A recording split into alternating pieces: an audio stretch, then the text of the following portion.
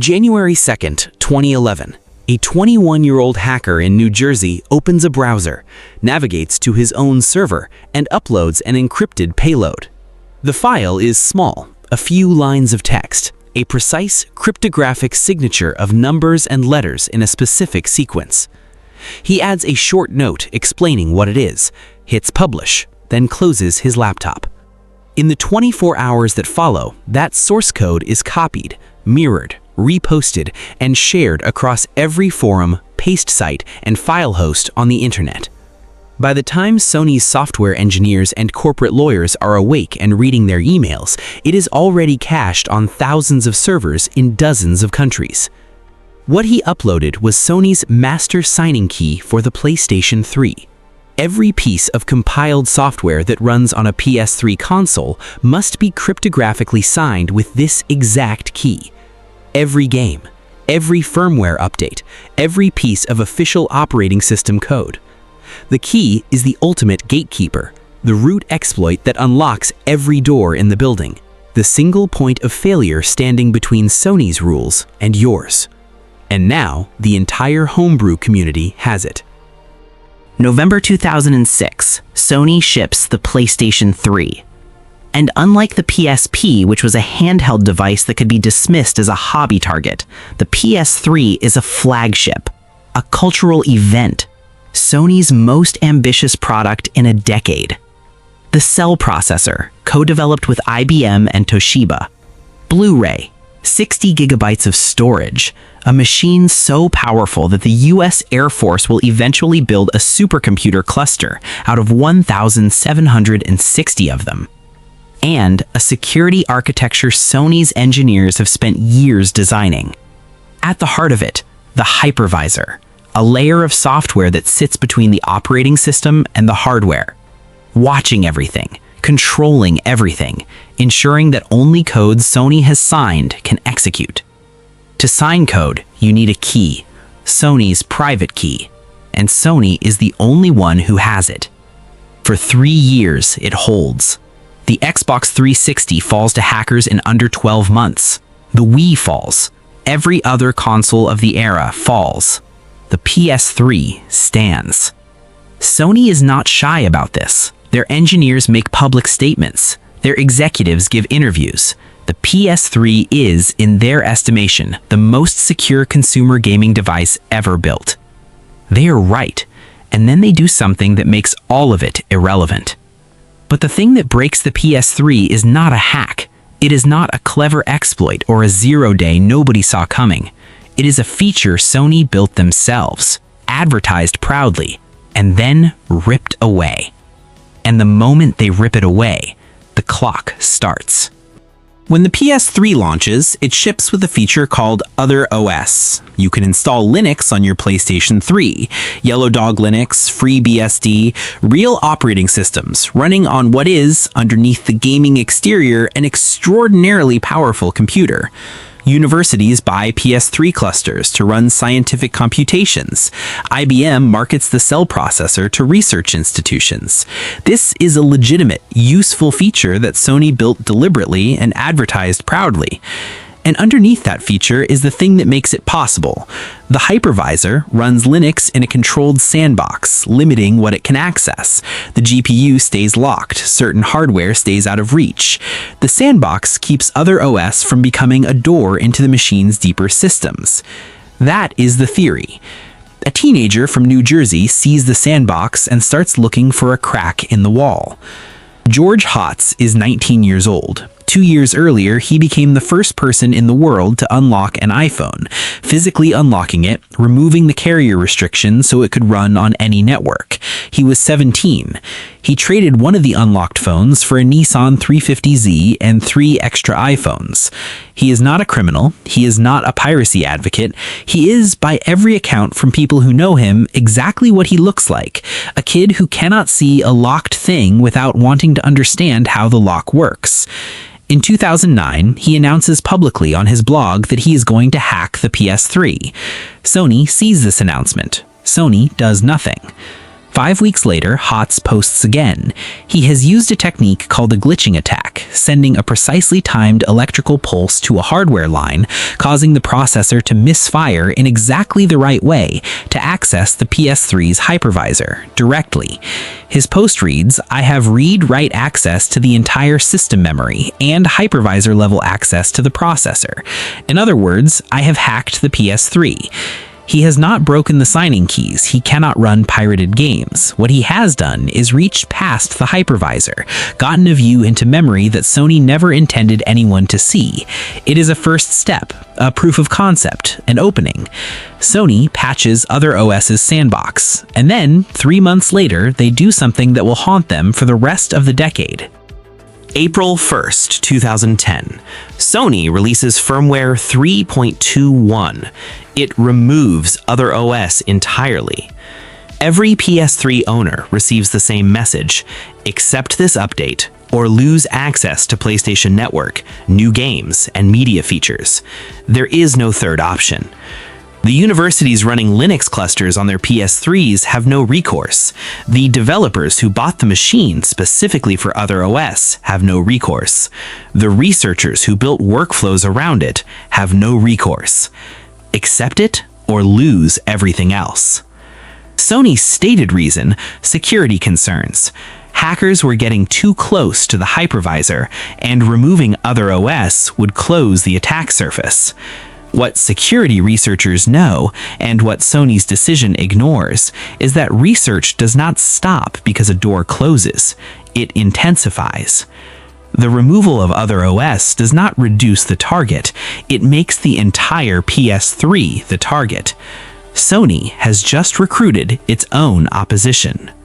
3 weeks after the firmware drops, a class action lawsuit is filed in California. The modding community is furious. The Linux community is furious. And 9 months later, something else is happening that Sony knows nothing about. A group of researchers has been quietly taking the PS3 apart, and what they find will make OtherOS look like a footnote. Berlin, Germany, December 29th, 2010. The 27th Chaos Communications Congress, a group calling itself Failoverflow, takes the stage. They present a 100-minute technical session on the PS3's security architecture. What they have found is not a vulnerability in the traditional sense. It is something worse.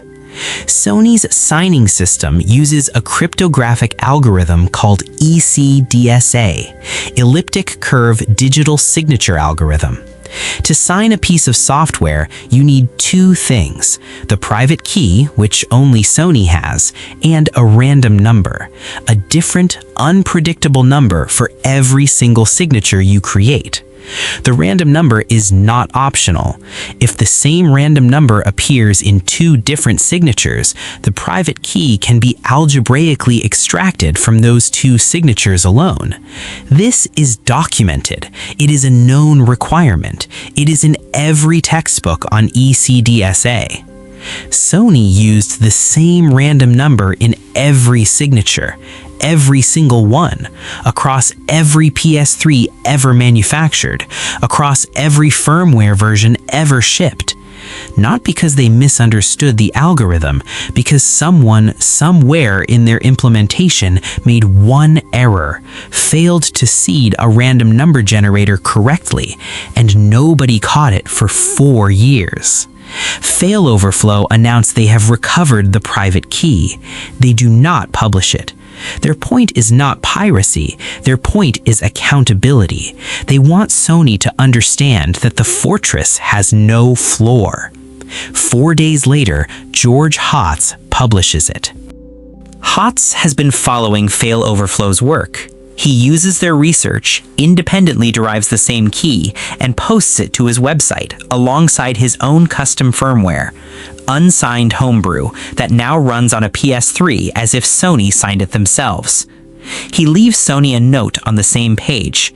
It reads, "If you want your next console to be secure, get in touch with me."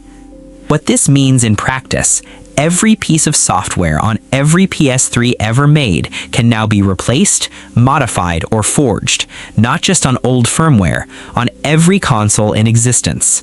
The key doesn't care about firmware versions. The key is below the firmware.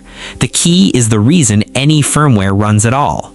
Sony can release firmware 4.0, 5.0, 100.0. As long as the key is public, anyone can sign code that any PS3 will accept as official Sony software. There is no patch for this. The key cannot be changed without rendering every existing PS3 unable to run its own games. Sony is trapped. In forums, in security research communities worldwide, the verdict is immediate and unanimous. The PS3 is open, permanently, irrevocably. And Sony does what Sony always does when cornered. It calls its lawyers. January 11th, 2011. 9 days after the key goes public. Sony files suit against George Hotz, members of Failoverflow, and 100 unnamed John Does, anyone on the internet who helped distribute the key. The charges: violation of the DMCA, the Computer Fraud and Abuse Act, breach of contract. The legal strategy goes further than suing Hotz. Sony subpoenas Google, Twitter, YouTube, and Bluehost, demanding the IP addresses of everyone who visited GeoHot's pages, everyone who watched his videos, everyone who tweeted about his work. PayPal hands over records of every donation GeoHot received. The judge grants Sony access to the IP addresses of every person who visited GeoHot.com. Sony is not just suing a hacker. Sony is building a surveillance apparatus to identify everyone who looked at information about the hack. The court orders Hotz to surrender his computers, all of them, to Sony's lawyers. And then, George Hotz does something that becomes its own news cycle. He flies to Puerto Rico. Sony argues he has fled with evidence. Hotz argues he had a vacation planned. The court disagrees with Sony and allows him to keep traveling. But the story is everywhere. From Puerto Rico, Hotz uploads a video to YouTube, a rap song. The opening line, "Yo, it's GeoHot, and for those who don't know, I'm getting sued by Sony." The climactic line, directed at Sony's leadership, "You're dealing with the man who has the keys to your safe." The video crosses 1 million views. Sony demands it be taken down. YouTube does not comply immediately. The case is becoming, in the words of one technology journalist, the most counterproductive lawsuit in the history of consumer electronics. And it is about to get dramatically worse. Because while Sony is busy trying to identify everyone who looked at a web page, a group that answers to no one, answers to no law, and operates with no fixed address, has just announced that Sony now has their full attention. April 2nd, 2011. Anonymous launches Operation Sony. Their statement to Sony reads, "Congratulations, Sony. You've now received the undivided attention of Anonymous. Your legal action against our fellow hackers has not only alarmed us, but has been deemed wholly unforgivable. You have abused the judicial system in an attempt to censor information on how your products work. Now you will experience the wrath of Anonymous." The statement cites not only the GeoHot lawsuit, but Sony's parallel case against a German hacker named Alexander Egarenkov, Graf Chocolo, who had been working to restore OtherOS to the PS3. His house was raided. He was arrested. He was facing criminal charges. Anonymous launches distributed denial of service attacks against Sony's websites. PlayStation.com goes down. Sony's corporate pages go dark. The attacks run for days. Then Anonymous stops. On April 7th, Anonymous releases a statement. They have halted because the attacks are hurting PlayStation users more than Sony. Gamers who had nothing to do with any lawsuit cannot access the network. Anonymous, in a remarkable moment of self-awareness, stands down. April 11th, 2011. Sony and George Hotz settle out of court. The terms: Hotz signs a permanent injunction agreeing never to reverse engineer, hack, or distribute unauthorized software for any Sony product ever again. He denies wrongdoing. Sony declares victory. The key is still public. The key will be public forever. Nothing in the settlement changes that. But Sony has their injunction. The lawyers close their briefcases. The settlement is done. The war, as far as Sony's legal team is concerned, is over. 8 days later, Sony faces the largest data breach in the history of consumer gaming. April 19th, 2011, 4:15 p.m. Pacific Time. Engineers at Sony's PlayStation Network Operations Center in San Diego notice something wrong. Servers are rebooting on no schedule. 4 are taken offline. The team pulls the logs and starts reading. What they find takes until the next morning to confirm. Between April 17th and April 19th, while Sony's PR team was still congratulating itself on the GeoHot settlement, an unauthorized party entered Sony's PlayStation Network infrastructure and moved data off the servers.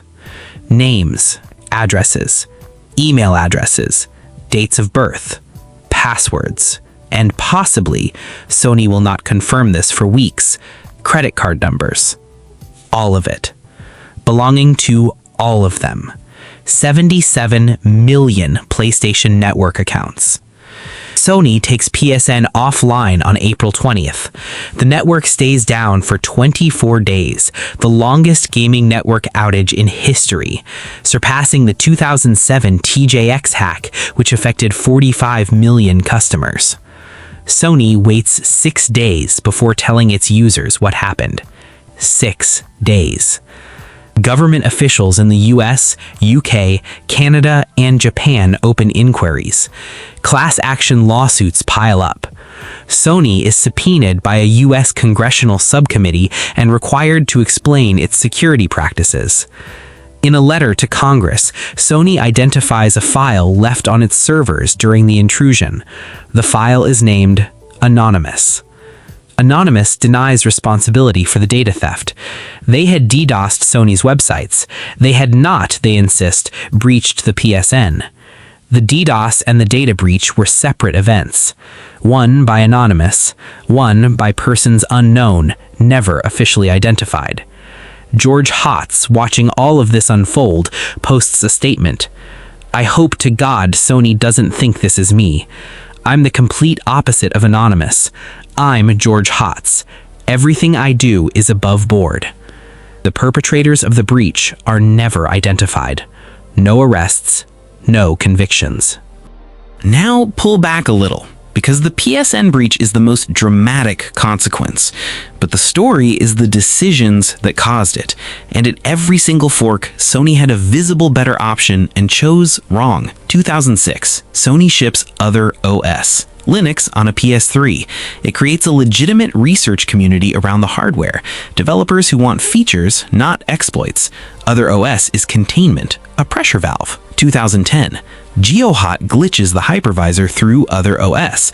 Sony's better option, patch the specific hypervisor vulnerability and leave OtherOS in place. Their actual choice, remove OtherOS entirely, punish every legitimate user to close a door one researcher used, and make every remaining owner feel the console they bought was being taken from them. December 2010. Fail Overflow presents the ECDSA flaw publicly. They are named researchers with documented work who responsibly did not publish the key. Sony's better option, contact them, acknowledge the flaw, begin work on new signing infrastructure. Their actual choice? Silence. 9 more days of silence until Hotz publishes. January 2011. Hotz publishes the key. Sony's better option, pursue the key itself through takedown notices to individual hosts, keep the legal response proportionate, avoid making Hotz a cause. Their actual choice, sue him in federal court, subpoena every platform that touched his content, and build a surveillance case that turns a hacker into a martyr. April 11th, Anonymous announces Operation Sony. Sony's better option, settle immediately, remove the audience Anonymous is performing for. Their actual choice, continue the lawsuit for another 9 days while Anonymous attacks. April 11th, Sony settles. 8 days later, 77 million accounts are breached. At no point does a hacker cause Sony more damage than Sony causes itself. The ECDSA flaw was not discovered by hackers. It was built by Sony in 2006. The lawsuit didn't close the wound, it poured fuel on it. The PSN comes back online on May 14, 2011, region by region. Sony offers a welcome back package, free games, free PlayStation Plus subscriptions, credit monitoring services. The final cost, an estimated $171 million in direct costs, billions more in class action settlements, government fines across the EU, UK, and Australia, and reputational damage that takes years to recover. The OtherOS class action suit, the one filed in April 2010 by users who lost Linux, winds through the courts for 8 years. Sony eventually settles in 2018. Affected users receive $10.07 each. $10.07 for removing a feature they advertised, sold the console on, and stripped away on April Fool's Day. And then the detail that makes this story complete. After the settlement with GeoHot, after the PSN breach, after the congressional hearings and the 24-day outage and the billions in damages, Sony's engineers invite George Hotz to their offices within weeks of the settlement. They want him to walk them through it, the glitching attack, the hypervisor, the key derivation, everything. The man they sued in federal court, subpoenaed Google and Twitter to unmask, ordered to surrender his computers, and placed under a permanent injunction, they invite into their building to sit at a whiteboard and explain what their own team missed. He goes. George Hotz does not stop. He competes solo at NYU's cybersecurity competition in 2013 under the alias Tom Cruise. He takes first place. He joins Carnegie Mellon's hacking team, which wins the DEF CON Capture the Flag tournament twice. Google hires him for Project Zero, the elite security research team whose entire job is finding vulnerabilities in other people's systems before attackers do. He leaves to found his own company. Comma AI builds open-source self-driving software, OpenPilot, that as of 2025 has logged over 100 million miles across more than 300 vehicle models. He steps back from day-to-day leadership in 2022 and pivots to TinyGrad, a deep learning framework aimed at making AI hardware more accessible. The company, built on the notoriety Sony handed him, is still running.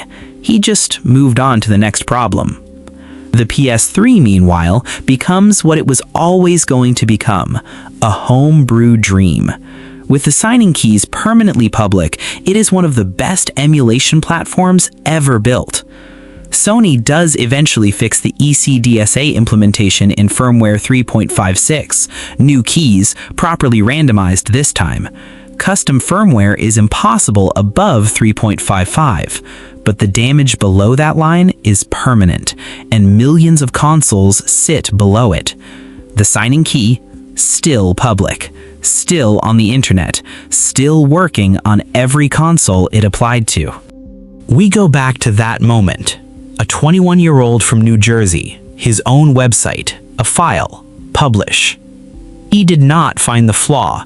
Fail Overflow found the flaw. He derived the key from their research and posted it because he believed, and said clearly and publicly, that information about how a device works should not be a crime to possess. He left Sony a note on the same page. It read, "If you want your next console to be secure, get in touch with me." They didn't call. They called their lawyers. Sony filed suit. Sony subpoenaed Google and Twitter and YouTube. Sony settled for a permanent injunction that stopped exactly one person from touching exactly one company's products.